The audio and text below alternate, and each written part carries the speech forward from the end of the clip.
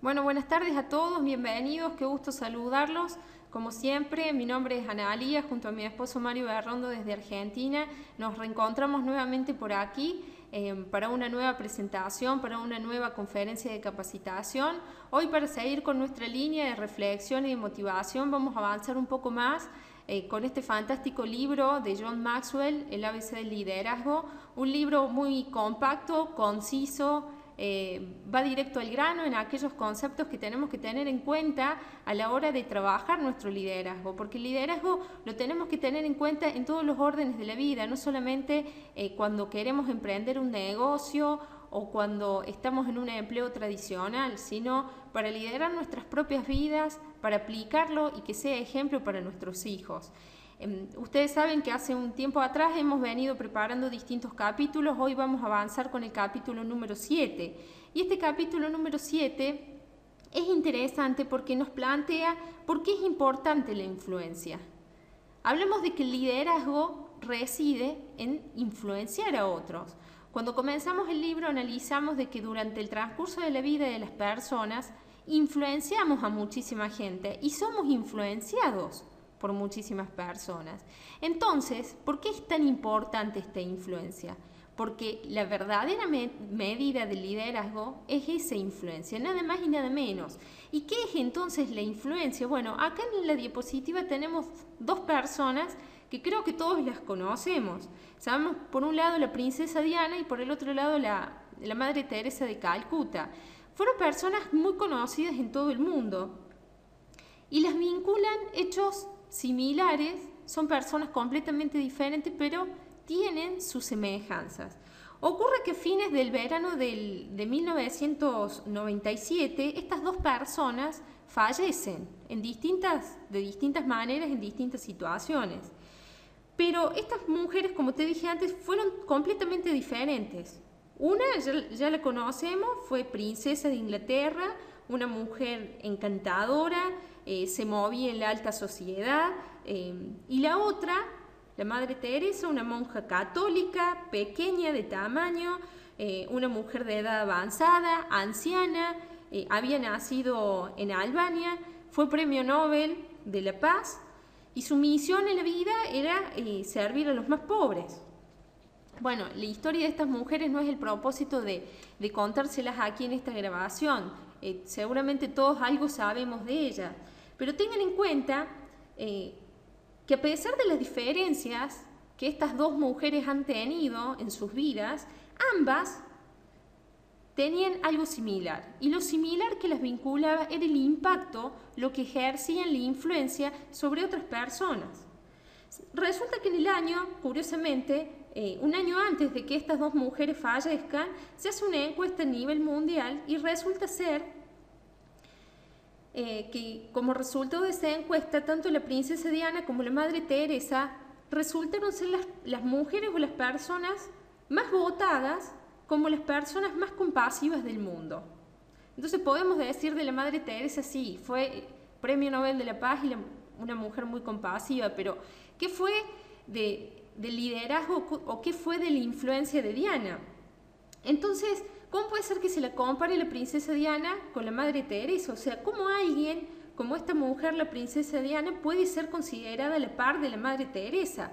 Entonces, la respuesta que da a esta pregunta es porque Diana demostró que justamente ejercía la influencia en los demás. Para que retomemos un poco la historia de Diana, ella se casa con el príncipe Carlos en el año 1981 y era una mujer muy tímida al principio. Le abrumaba la multitud. Imagínense casarse con el príncipe, todos los medios estaban con toda la atención sobre ellos. Pero ella se supo adaptar a su nuevo papel. Y eso es fundamental en el líder, que te sepas adaptar a las distintas situaciones que se te van presentando en tu vida. ¿Cuántas de las mujeres que estamos acá hubiésemos soñado estar casadas con un príncipe? Bueno, muchas veces ese sueño a algunas mujeres se les hace realidad, pero luego hay que estar en ese rol, en ese papel, y hay que adaptarse allí. Entonces, en su nuevo papel, como esposa del príncipe, ella empieza a viajar, a representar a la familia real en todo el mundo, en diversas funciones, pero ella le puso un propósito a lo que hacía, porque más allá de representar a la familia de su esposa, ella lo que buscaba era servir a otros. Y el propósito fue reunir fondos para obras de caridad. Y ahí viene quizás el punto en común con la Madre Teresa. Pero lo interesante es que para alcanzar ese propósito, todos sabemos que sí o sí uno tiene que atravesar un proceso cuando uno se propone algo. Entonces, ella fue entablando relaciones con políticos, con organizaciones de causas humanitarias, con artistas, con fundaciones, con jefes de Estado. Entonces, de esa manera, ella fue influenciando y pudo atraer la atención de esos líderes mundiales. Se dice que también ella tuvo una gran influencia, una gran insistencia con el tema del SIDA a nivel mundial. Tal es así que uno de los representantes de la Cruz Roja Británica dijo que la atención que ella despertó en el tema del SIDA colocó la cuestión del SIDA en una agenda mundial, ¿sí? Como algo importante. Entonces es ahí cuando va apareciendo un líder. Si bien el título de ser la esposa del príncipe de Inglaterra, de ser la princesa, le ayudó, pero el título por sí solo no sirve, un título mobiliario. Resulta que en el año 96, cuando ella se divorcia del príncipe Carlos, pierde su título de princesa.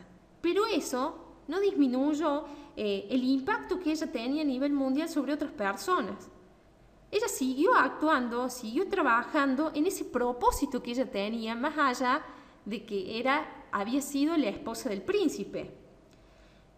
Al contrario, su influencia fue expandiéndose más, mientras que la familia de su ex esposo quizás declinaba a pesar de los títulos y las riquezas y los poderes que tenían. Pareciera algo irónico, pero después de la muerte de la princesa, también continuó influyendo a muchas personas. Incluso hoy esta presentación, cuando la citamos a ella, el ejemplo de vida que estamos contando de ella nos va a terminar influenciando. La historia de ella influencia y es el ejemplo para muchas personas. El casamiento de este matrimonio lo vieron cientos de miles de millones de personas. Y el funeral de ella también se vio por muchísimas personas más. Y eso es lo que denota el poder de la influencia que tienen las personas. Lo mismo la Madre Teresa de Calcuta. Entonces, tiene que quedar en claro que el verdadero liderazgo no se confiere con un premio, con un nombramiento, con una asignación, sino que surge de la influencia. Y esa influencia tiene que ser la más sana que vos puedas hacer. Cuando influencias en tus hijos, cuando influencias en tus empleados, cuando influencias en las personas de tu equipo, en las personas de tu red. Tenés que ser honesto y tienen que haber valores de por medio y el propósito que vos tengas para aquello que quieras hacer tiene que servir a otros, tiene que servirles a otros, porque de esa manera las personas te van a seguir. Entonces, a esta princesa, a lo largo de la historia de su vida y de las veces que se la ha mencionado después, jamás se la calificó como líder. Pero sin embargo, hoy en esta tarde podemos decir que sí lo fue, porque ella logró que muchas cosas sucedieran, porque ella ejercía esa influencia. Y el liderazgo es influencia, nada más y nada menos. Pero ocurre que cuando tenemos que hablar o tenemos que pensar en el liderazgo, hay ciertos mitos, ciertos conceptos que son equivocados en cuanto a lo que es líder y a lo que es liderazgo. Entonces los vamos a analizar porque el libro los analiza en este capítulo y habla de 5 aspectos que muchas veces confundimos con el liderazgo. Y el primero es el mito de la administración. Cuando pensamos que dirigir y administrar son una misma cosa. Y te repito, muchas veces pensamos que dirigir y administrar es lo mismo, pero en realidad lo que vos tenés que tener en cuenta es que la principal diferencia es el liderazgo significa influir, lo acabamos de ver, es influir en las personas para que te sigan, mientras que la administración solamente se concentra en mantener un sistema y un proceso, en mantener un orden, en mantener una dirección. Entonces ahí está la principal diferencia, porque la mejor manera que tenés para probar, y para probarte a vos mismo, si podés dirigir, antes que administrar, es hacer un cambio que sea positivo. Si vos podés lograr en tu familia, en tu trabajo, en tu empresa, en tu red, en tu organización, un cambio que sea positivo, realmente allí estás en posición de dirigir antes que administrar. Porque en general los administradores lo que hacen es mantener una dirección. Un buen administrador vos le decís, mira, este es el presupuesto. Por ejemplo, en una empresa te tenés que manejar dentro de estos parámetros, tenés que cumplir con este y este objetivo, y bueno, y el administrador que es bueno lo hace, pero ¿qué es lo que hace en realidad? Mantiene una dirección, pero no la cambia. Se atiene a lo que le dicen o a lo que son las normas y las pautas, y puede ser muy buen administrador, y no quiere decir que sea un buen líder. Entonces, para movilizar a las personas hacia una nueva dirección, hacia un cambio en una familia, en una organización, en una red, en una empresa, se necesita influencia. Y no basta con saber administrar. Ese es el primer mito que tenemos que tener en cuenta en cuanto a esas confusiones que solemos tener a los conceptos del liderazgo. El segundo mito que se presenta es el mito de la empresa. Cuando las personas damos por sentado que todos los vendedores, que todos los empresarios son líderes. Y no siempre es así. Vos podés tener un gran edificio, una gran empresa, y podrás ser muy buen administrador y no necesariamente buen líder. Los vendedores, muchas veces nos encontramos con esos vendedores que son entusiastas, que son emprendedores, que son innovadores, que tienen una actitud positiva, y en realidad esas personas te persuaden. Un empresario te puede persuadir con su presencia, con su actitud, pero esa persuasión por lo general es momentánea. Entonces nos presentan un empresario o un gran vendedor y como que nos impacta. Pero esa persuasión es momentánea, y para ser líder, la influencia tiene que ser prolongada, esa persuasión tiene que permanecer en el tiempo.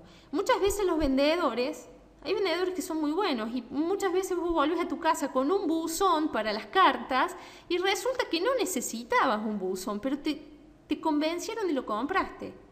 No quiere decir que ese vendedor que sea tan persuasivo vos lo vayas a seguir, porque te convenció momentáneamente. No sé si van captando el propósito de la idea, o sea, que sea una persona persuasiva, que sea innovadora, que sea con actitud positiva, no quiere decir que realmente sea un líder. El tercer mito, el mito del conocimiento. Se dice, yo me acuerdo desde pequeña, mi abuela nos decía, el conocimiento es poder, y claro que lo es, porque el conocimiento te aporta información, razonamientos, maneras de pensar y visión que otra persona con conocimientos quizás no la tenga. Pero el problema es que seguimos creyendo que el conocimiento es la esencia del liderazgo acá. Y no es así, no necesariamente la persona que más sabe va a ser la más líder. ¿Sí? Entonces, por ahí damos por sentado que una persona que sabe mucho, que posee conocimiento, que posee inteligencia, son grandes líderes. Podemos ir a universidades, podemos ir, no sé, a grandes casas de estudio, encontrar científicos, encontrar personas que tengan un alto nivel intelectual, que tengan una gran capacidad para pensar y para razonar, pero no necesariamente eso equivale al liderazgo. ¿Sí? Entonces ahí ténganlo en cuenta, o sea, las personas que saben mucho hay que valorarlas, y el conocimiento lo tenemos que adquirir, lo tenemos que valorar, pero no lo confundamos con liderazgo, porque no siempre la persona que más sabe va a ser la indicada para manejar un grupo, para liderar un grupo, y es allí donde tenemos que tener esa percepción. Si tenemos conocimiento, pero sabemos que hay una persona, nuestro líder, que tiene más aptitud, en nuestro grupo, que tiene esa aptitud, eso para convocar, para generar ese entusiasmo que se contagie y que las personas lo siguen, hay que tenerlo en cuenta y hay que estar atento. Y eso muchas veces es lo que hay que incentivar a las personas de cada equipo y en las familias también. Hay otro mito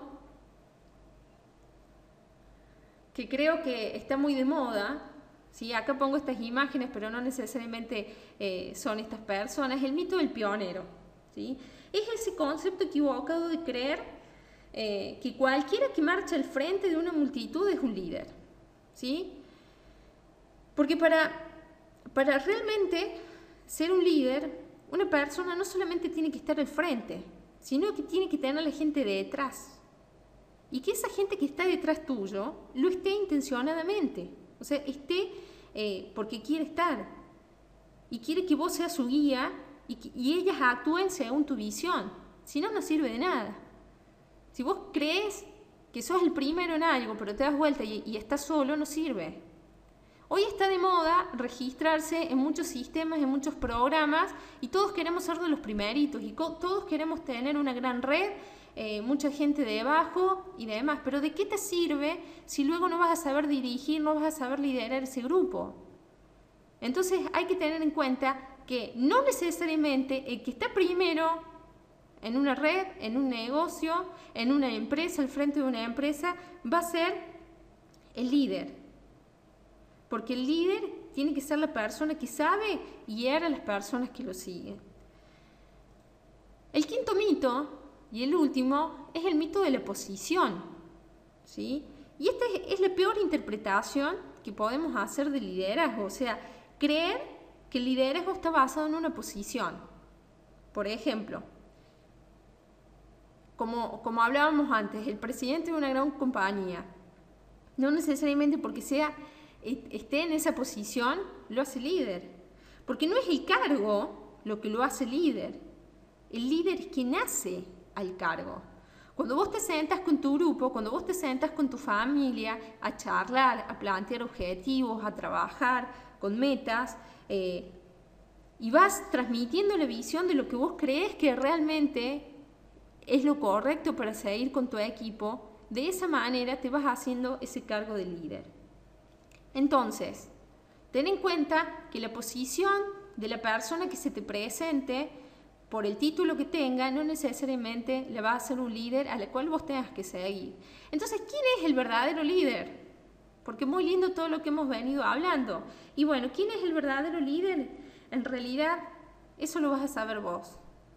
Y lo fundamental que tengas que hacer es autoexaminarte. Uno tiene que ser el líder de su propia vida, para luego así poder liderar el resto, para poder liderar tu familia, para poder liderar tus hijos, para poder liderar tu equipo, en tu negocio, en tu puesto de trabajo, sea el que sea. Ten en cuenta que cuando hayas aprendido estos breves conceptos de lo que es la ley de la influencia, y cuando reconozcas que ejercer la influencia en cualquier organización, en cualquier ámbito en el cual estés, incluso en tu vida personal, requieren de mucho trabajo. Ser líder no se hace de la noche a la mañana. Ser líder no implica no hacer nada, implica trabajo, implica responsabilidad. Y tenés que tener en cuenta que el liderazgo no se puede realizar sin apalancamiento. Ustedes vieron que siempre cuando hacemos las presentaciones de negocio explicamos que la base de tener resultados en la época en la cual estamos viviendo es el trabajo en equipo. Y el trabajo en equipo es justamente el apalancamiento, cuando nos apoyamos unos a otros con los conocimientos, con la experiencia, y podemos lograr más cosas en menos tiempo. Y bueno, entonces si un líder no tiene influencia en ese equipo, es ineficaz.